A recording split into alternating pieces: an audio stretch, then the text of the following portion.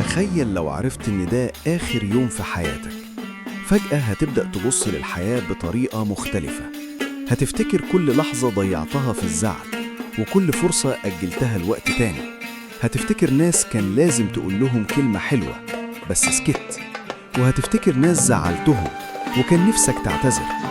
يمكن في اليوم ده هتجري على أقرب الناس ليك وتحضنهم وكأنك بتشوفهم لأول مرة.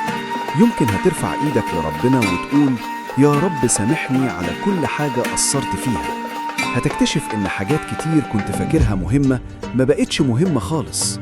الفلوس، المشاكل، كلام الناس، كل ده هيبقى صغير جدا قدام لحظة واحدة صادقة مع حد بتحبه.